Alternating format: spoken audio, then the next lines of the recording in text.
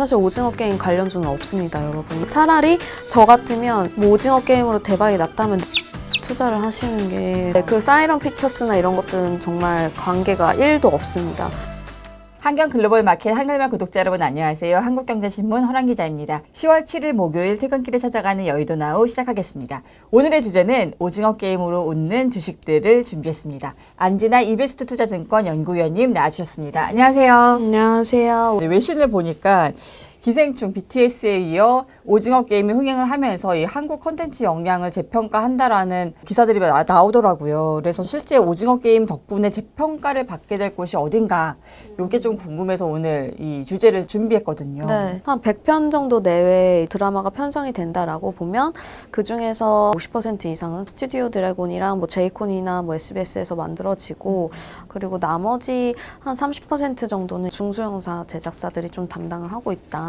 오징어 게임이 이렇게 화두가 됐고, 뭐 한국의 컨텐츠의 뭐 제작 능력이 글로벌리 인정을 받은 계기가 됐지만, 이게 실질적으로 제작사에게 수익이 되고 이익이 마진이 내재화 되느냐는 좀 다른 그렇죠. 문제거든요. 오징어 게임도 오리지널 시리즈이기 때문에 사실 그 마진을 남기는 측면에서는 제작사한테는 그렇게 큰 도움은 못 됩니다. 그래서 한국의 컨텐츠 제작비가 사실은 뭐 드라마를 하는 데 있어서 150억, 200억 정도고, 뭐 텐트폴이라고 하면 보통은 뭐 300억 이상의 대작들을 말씀을 하시는데요. 해외 같은 경우는 편당 100억에서 200억 정도 하거든요. 그래서 해외 서구권에서 봤을 때는 이렇게 인기 있는 컨텐츠를 비교적 저렴한 금액에 큰 수익을 올릴 수 있는 컨텐츠를 공급할 수 있는 나라이기 때문에, 넷플릭스 같은 경우는 올해 한국에 이제 투자하는 컨텐츠 금액만 지난 5년 동안 한국에 진출한 금액의 5년치를 한 번에 다 5,500억 정도 컨텐츠 제작비를 지원을 하겠다 연초에 발표를 한 상황인 거고요. 한국의 이런 컨텐츠 제작을 보면 이제 중소형 제작사들한테도 기회가 왔다. 왜냐하면 중소형 제작사들 같은 경우는 사실 연간으로 드라마를 편성을 할 수 있는 규모 자체가 많아봐야 2편? 그렇게 한 편 만들어서 이제 제작비 충당해서 또 다음 예산 짜서 이제 한 편 정도 만들고, 이렇게 해서 보릿고개 넘기듯이 했던 게 일반적인 상황이라면, 이런 OTT들이 많이 진출하고 뭐 오리지널 시리즈라든지 뭐 드라마나 뭐 영화 콘텐츠를 제작할 수 있는 환경이 좀 유리하게 조성이 되면서 제작 편성을 많이 늘리기 시작한 시점이 코로나 이후 2020년이 좀 그 기점이라고 봐주시면 되고, 보통 한두 편 정도 제작을 한다라고 말씀을 드렸는데, 그 라인업들 보시면 제작사들이 못해도 3편에서 많게는 6편까지 제작 편수를 늘렸거든요. 시장 자체가 이제 좀 더 커지는 진입 단계에 들어왔다. 더불어서 이제 넷플릭스뿐만이 아니라 뭐 디즈니 플러스 11월에 런칭을 하기로 했고, 그럼 뒤이어서 이제 아마존 프라임이라든지 뭐 애플 TV라든지 이런 글로벌 OTT들도 이제 진출할 가능성이 높아지는 거죠. 그렇게 되면 이제 OTT들이 많아질수록 양질의 컨텐츠나 인기 있는 컨텐츠를 유치를 해야 되는데, 그러면 이제 그 단가가 더 올라가겠죠. 아니면 제작비를 지원을 해주고 수익을 배분하는 조건이 더 제작사한테 유리하게 돌아간다든지 해서, 앞으로 중장기적으로 봤을 때는 이런 컨텐츠 제작사들한테 수혜가 돌아갈 수 있는 그런 산업 환경의 변화가 이루어지고 있다라고 봐주시면 됩니다. 사실 이 넷플릭스가 오징어 게임으로 주가가 급등했다 이런 소식이 전해져 오는데, 말씀하신 대로 제작사들은 이제 제작 비용 뭐 200억 정도를 한 번에 받고 끝인 거잖아요. 그럼 그렇게 했을 때 이 실질적으로 이 넷플릭스랑 계약을 맺은 제작사들은 실적 측면에서는 아주 이득은 아닌 거 아니에요? 그러니까 뭐 이익의 스퀴즈가 마진이 많이 남지 않죠. 그래서 제작사들을 좀 선별해서 보시는 게 좋은 게 뭐냐면, 드라마가 어떻게 만들어지느냐를 좀 보셔야 되고요. 그 드라마가 오리지널 형태로 만들어서 판권이 이제 그 OTT한테 넘어가느냐, 아니면 이제 진짜 자체적으로 자체 자금 뭐 조달해가지고 작품의 IP 라이선스를 독보적으로 가지고 있으면 이거를 뭐 지역별로 판권을 쪼개서 수출을 할 수도 있고, 뭐 관련한 MD 상품이나 뭐 이런 것들의 마진도 다 저희한테 귀속이 되는 거고, 그다음에 OTT별로 또 판권을 또 쪼개서 또 팔 수도 있고, 그래서 일단 IP 라이선스를 자체적으로 가지고 있는 게 중요하다라고 저는 보고 있고, 근데 이게 또 어려운 게, 드라마 같은 경우 딱 보시면 이게 흥행할지 안 할지, 사실 오징어 게임이 이렇게 83개국에서 1등을 차지할지 누가 알았겠어요. 수익이 안 나면 그 고스란히 그 부담을 또 제작사, 중소형 제작사 입장에서 떠안기에는 또 부담이 있는 거죠. 그래서 보시면 제작 편수를 뭐 4편에서 6편 정도 늘렸는데 6편 전체를 다 IP 라이선스를 가져가는 구조를 만드는 게 아니라, 뭐 절반 정도는 이제 오리지널 시리즈로 좀 태우고 절반 정도는 좀 우리가 할 법하다 될 것 같은 것들은 뭐 하이 리스크 하이 리턴처럼 리스크 테이킹 하면서 이제 자체적으로 IP 라이선스 가지고 이제 만드는 양상으로 이렇게 좀 믹스해서 드라마 편성을 좀 제작을 하고 있는 것 같습니다. 네. 연구위원님께서 2개 이제 키스트랑 뉴를 8개 제작사 중에서 그래도 탑픽으로 꼽아주셨었는데, 뉴 같은 경우는 디즈니 플러스에 이제 5년 동안 매년 한 편씩 드라마를 공급하기로 계약을 한 상태잖아요. 이 뉴는 그러면은 IP 라이선스를 뉴가 가져가는 건가요? 디즈니 플러스가 가져가는 건가요? 그거는 드라마마다 다 다른 거고요. 뭐 장기 공급 체결 뭐 이런 게 형태가 뭐 오리지널 체결인지 뭔지 뭐 이거는 계약을 봐야 알 것 같고 5년간 600억 정도 규모니까 뭐 그렇게 사실 막 큰 건 아니네. 편당 한 아니죠. 100억 정도짜리의 100억, 시리즈네. 120억. 그리고 네. 요즘 방송 정통적인 채널이나 뭐 중편 채널에 이제 편성돼서 드라마 방영되는 것도 드라마 100억에서 150억 정도 하기 때문에 뭐 그렇게 뭐 제작비가 많이 들어가는 건 아닌 거네요. 네네. 그러면은 이 뉴 같은 경우는 어쨌든 디즈니 플러스와의 공급 계약이 이미 주가에 반영돼 있다 이렇게 봐야 될까요? 뭐 디즈니 플러스도 호재긴 한데 제가 뉴랑 키스트를 좋게 보는 거는 일단 라인업을 봤을 때 뉴 같은 경우는 사실 영화 투자 배급사거든요. 그래서 드라마보다는 영화 쪽 제작사 그리고 8개 정도 사업 부분을 영위하는 자회사를 가지고 있어요. 그래서 영화 쪽에 좀 더 특화가 되어 있고 근데 지금 코로나 때문에 개봉이 지연이 되고 못 열고 있는 이런 영화 편수가 한 50편 정도 되거든요. 그래서 특별히 더 이렇게 자금을 투여를 해서 무리하게 막 급하게 컨텐츠를 제작할 필요는 없어요. 이미 만들어져 있는 것들이 있고 뭐 드라마나 영화냐 뭐 이런 종류의 차이인데 사실 좀 코로나가 또 바꿔놓은 기조 중에 하나가 넷플릭스에서도 영화를 개봉을 하잖아요. 맞아요. 뭐 승리호 같은 것도 그렇고 뉴에서 만든 낙원의 밤 같은 것들도 그렇고 그래서 대부분 한국에서 만든 영화도 넷플릭스에서 이제 개봉을 하면 굉장히 또 호응이 좋아요. 그래서 일단은 다른 제작사들 대비 제작 편수가 일단 많고 영화도 있지만 이제 드라마까지도 이제 종류를 좀 다각화했다. 그래서 드라마에서도 기대를 해볼 수가 있는데 연간 기준으로 봤을 때 가장 제작비를 많이 투여해서 만드는 드라마가 이제 4분기에 크랭크인을 할 것 같고요. 내년 상반기쯤 아마 방영이 될 것 같아요. 그래서 강풀 그 웹툰 원작의 무빙이라고 해서 조인성 씨 주연이랑 차태현 씨, 한효주 씨 나오는 게 이제 올해 만들어지는 드라마 중에서는 가장 제작비가 많이 투여되는 부분이고 뭐 거기에 플러스 디즈니 진출할 때 그 OTT에 이제 태울 수 있다 뭐 이런 것들이 좀 시장에 많이 돌면서 이미 주가에 좀 많이 반영이 연초에 된 부분이 있고요. 그리고 키스트 같은 경우도 뭐 같은 맥락에서 봐주시면 됩니다. 그래서 400억 규모의 이제 뭐 별들에게 물어봐 이건 가제이긴 한데요.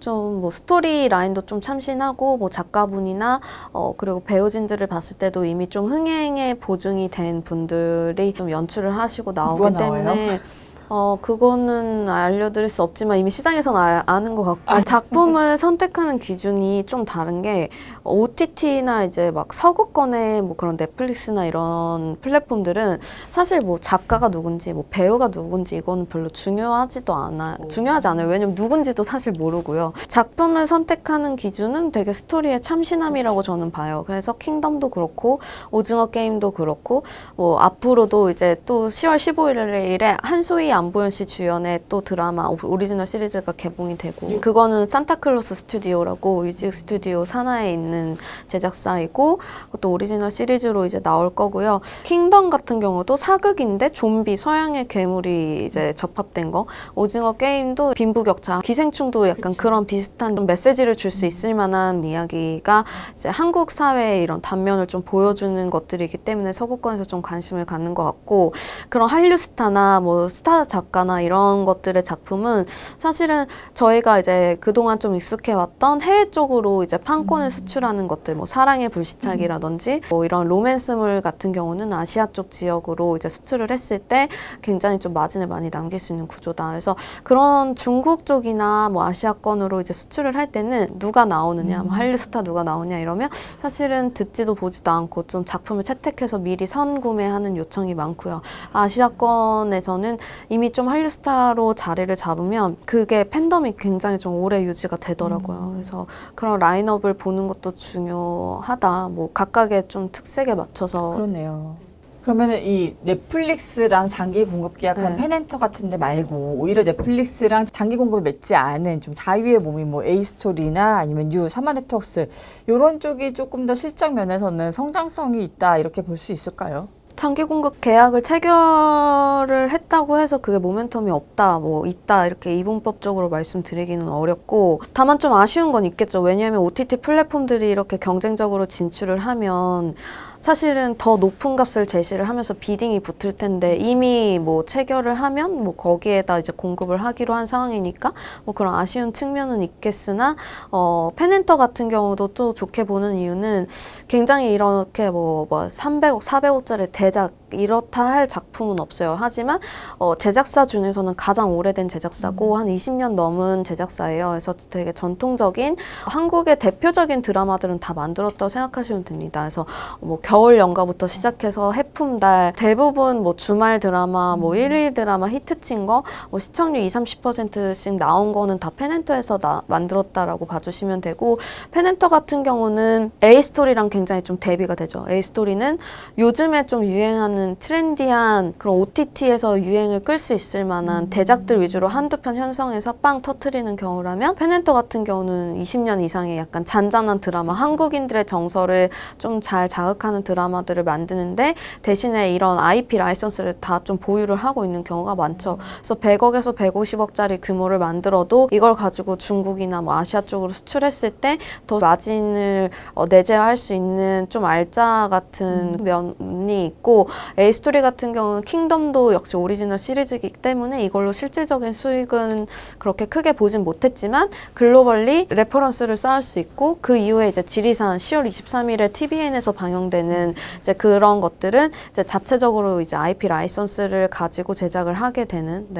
아, 이렇게 한번 오리지널로 이름을 알리거나 흥행에 성공하면 그 다음에는 이제 협상력이 생기면서 그렇죠. IP를 가져올 수 있는 거네요. 일단은 트랙 레코드가 그렇게 훌륭하면 여기저기서 투자를 유치를 하려고 하겠죠. 그러네요. 그 투자금을 베이스로 이제 제작을 하고 수익을 할 수 있는 그런 단계라고 봐주시면 됩니다. 이번에 사실 오징어 게임을 만든 제작사도 비상장사인 사이런 픽처스. 사실 처음 들어봤는데 유명한 스튜디오였나요? 아니 저도 처음 들어봤고요. 사실 오징어 게임 관련주는 없습니다, 여러분. 이거에 그쵸. 대해서 엄청 질문을 많이 받았는데 그래 뭐 이정재 씨가 뭐 지분을 가지고 있고 뭐 이런 것들은 다 전혀 상관이 없는 그냥 테마주인 거네요. 네. 그래서 그런 것들을 좀 가려서 좀 보셔야 될 것 같고요. 근데 어쨌든 이렇게 작은 스튜디오, 특히 비상장사가 만든 드라마나 영화가 터지면 터질 때마다 이런 관련 테마주들은 생길 수밖에 없을 것 같아요. 이정재 씨가 지분을 가지고 있고 뭐 소속사가 거기고 해서 그거랑은 전혀 별개의 문제라고 봐주시면 되고요. 펀더멘털은 완전 별개다. 네, 그리고 넷플릭스가 수익을 배분하는 구조도 완전히 달라요. 한국에 정산하는 시스템도. 그렇기 때문에 뭐 배우나 뭐 영화 감독한테 뭐 출연료 지급하고 뭐 이런 것들 전혀 다르기 때문에 그거는 좀 너무 위험한 발상으로 모르시는 분들이 이제 들어갔다가 뭐 손해를 보실 수도 있는 거고 차라리 저 같으면 뭐 오징어 게임으로 대박이 났다면 넷플릭스에 투자를 하시는 게 사이런 픽처스나 이런 것들은 정말 관계가 1도 없습니다. 네. 드라마 제작 시장이 국내에서 이렇게 커지면 커질수록 이 작은 제작사들이 두각을 발휘할 가능성이 높아지는 거잖아요. 그럼 그에 따라서 이런 데들이 뭐 IPO를 한다거나 어디가 어디를 M&A 한다거나 뭐 이런 투자 분위기가 조금 달아오를 수도 있나요? 지금도 활발하게 이루어지고 있고요. 지금도 그래요? 사실 제작사들 규모 사이즈가 너무 작기 때문에 서로 뭐 인수합병도 굉장히 많이 뭐 되고 있는 상황인 거고 뮤직 스튜디오도 보시면 굉장히 자회사들 공격적으로 많이 계열사들 늘리고 그 안에서도 인수합병이나 M&A는 많이 이루어지고 있는 상황인 거고 그리고 뉴 같은 경우도 뭐 관련해서 뭐 투자 얘기가 뭐 오갈 수도 있는 거고요. 지금 상황에서는. 그래서 뭐 그런 모멘텀들은 여전히 좀 살아있다라고 봐주시면 되고 지금 이 미디어주를 투자하기에는 이미 주가가 오른 건가요? 다음 또 아니요. 모멘텀을 기다려야 되나요? 주가가 꾸준하게 오르는 모습은 아니고 엔터 같은 경우는 이제 꾸준하게 이제 올라가는 모습을 보이면 미디어 같은 경우는 사실은 그 방송의 편성 시점 그리고 흥행했을 때의 그 결과에 따라서 좀 주가의 변동폭이 좀 많이 나타나는 상황이라서 뭐 딱히 올랐다, 뭐 지금 들어가기 부담된다, 막 이런 수준까지는 아니고요. 올랐다 내려갔다 지금 또 다시 오른 상황이라서 어떻게 보면은 네. 재무제표로 보고 투자하는 게 아니라 라인업이 언제 방영되느냐 그 타이밍 스케줄을 보면서 단기 투자를 해야겠네요. 단기 트레이딩 관점으로 저는 이제 말씀을 드리고 있고, 그래서 중장기적으로 가려면 더 많은 스터디가 필요한 것 같고, 고려 라인업이나 뭐 IP 라이선스 보유나 제작 역량이나 이런 것들을 보시고 투자를 하시는 게 맞다라고 이제 말씀을 드리고 있고요. 네. 지금까지 오징어 게임 흥행이 촉발한 수혜주들을 살펴봤습니다. 안진아 이베스트 투자증권 연구위원님 감사합니다. 감사합니다. 한글맛 구독자 여러분, 저는 다음 주 화요일 퇴근길 내 자산을 지키는 여의도 나우로 찾아오겠습니다. 감사합니다.